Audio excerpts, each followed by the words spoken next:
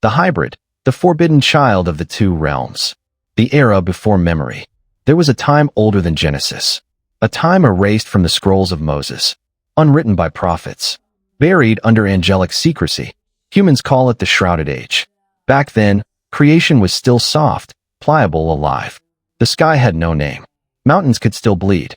And the first laws, the laws of separation, were still being formed. The first law was simple.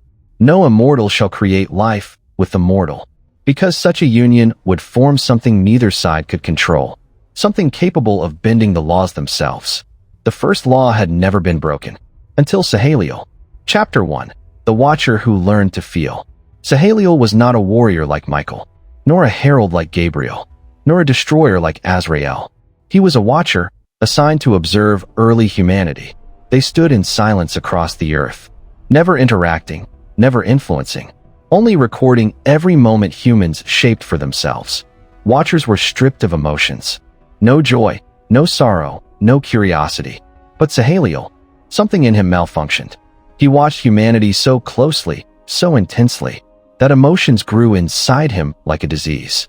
And one night, in a small desert settlement near ancient Midian, he saw a young woman named Namaris heal a dying child with nothing but herbs and whispered prayers.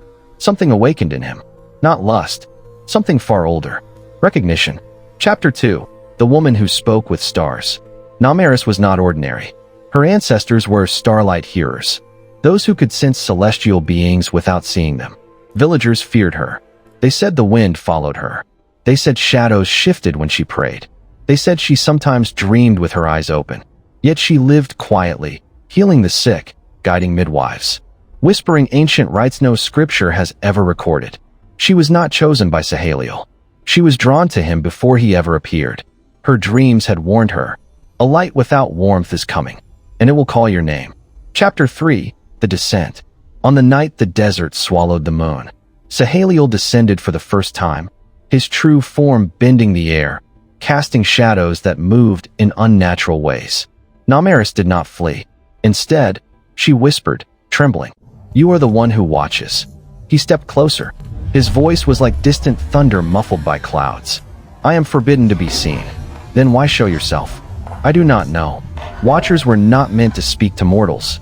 Yet Saheliel found himself returning night after night, talking, learning, feeling, and then, inevitably, breaking the first law. Chapter 4. The Birth of the Unthinkable. The night the child was born, the desert shuddered. The dunes vibrated as if the sand itself felt fear. The baby emerged silent, not crying. He opened his eyes immediately. They were black. Not the black of shadow, but of depth. A depth like the cold space between stars. Namaris felt something ancient stir in her womb even after he was out, as though something had passed through her soul, not just her body. Saheliel, glowing faintly, whispered, "He should not exist." Namaris clutched the child. "Then why does he live?" Saheliel had no answer, but the heavens did. Chapter 5. The Collector. On the seventh night, when no moon rose, a hole opened in the sky. A tear, a wound, a cosmic bruise. Out of it descended the collector of the first law, a being older than angels, older than the idea of punishment. Its presence bent time. Shadows moved backward. Wind froze midair. Namaris screamed as the collector stepped toward the infant. Saheliel materialized in front of it, wings burning. "You will not touch him." The collector's reply cracked the earth beneath them. "He is an abomination of both realms. He is my son. He is a threat to existence." What followed was a battle too impossible to describe in human language. A battle fought in silence, but echoed across eternity. Sands turned to glass. Stars flickered. Time bled. Saheliel fought with the desperation of a father who knew he could not win. And so he chose sacrifice. Chapter 6. The Tearing of Grace. Saheliel did the forbidden. He tore his own grace from his body, his immortality, his power, his angelic essence, and sealed it inside the child.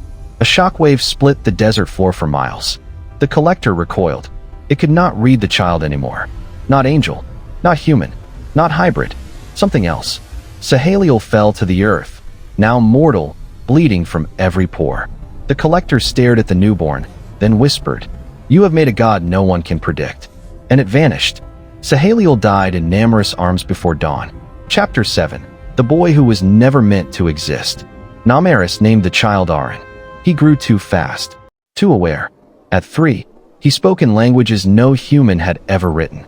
At 6, he walked into the dreams of villagers and cured their nightmares. At 9, he calmed a storm by simply stepping outside and raising his hand. And always, the heavens watched him. He would stare at the stars, whispering, "Why do they call to me?" Namaris never answered. Chapter 8. The Judges. When Aaron turned 13, the sky did not split. It was peeled open. A light poured out so bright it bleached the dunes white. Not angels. Angels enforce God's will. These were judges, being sent only when the laws themselves were threatened. Aaron stood before them, barefoot on the sand. "If I go with you," he said calmly, "will my mother live?" The judges spoke in one voice. "No mortal tie to your existence may remain." Aaron lowered his head. Then the dunes began to tremble. The judges stepped back. The boy was awakening. Chapter 9. The Unknown Power. He placed his hand on the ground. The earth cracked open in a perfect circle around him. Wind screamed. Shadows fled. A faint glow pulsed under his skin, Sahaliel's grace, evolving. Aaron whispered, "Leave, or be unmade." It was not a threat. It was a law. The judges had never heard a mortal speak like that. One of them drew near, and its form flickered, destabilized, as though reality itself didn't know how to hold its shape near him. The judges fled, not defeated, but frightened. No one had frightened them since the first dawn. Chapter 10. The Erased Years. Everything after that is uncertain. Some say Aaron went into the deep deserts and disappeared. Some say he wandered among mortals, living in shadows, never aging. Others claim he was captured by heaven and locked beyond the seventh veil. But one forbidden scroll, written in 925 AD by a monk who vanished without a trace, contains a prophecy. When the hybrid speaks the word of undoing, the sky shall bow, the laws shall break, and creation will remember its first shape. The word of undoing is not written anywhere. No angel will speak of it. No demon knows it. Only the hybrid can find it. And if he does, he could erase the boundary between heaven and earth. Erase time itself. Erase the notion of mortality. ***. Bring back the Shrouded Age. The age before laws, before angels, before mankind was kept ignorant. The age when God still walked the earth. Thank you for watching this video. I hope you enjoyed it just as I did. Remember to subscribe to the channel and click on the like button for more. I hope you learned some valuable lessons from this video today.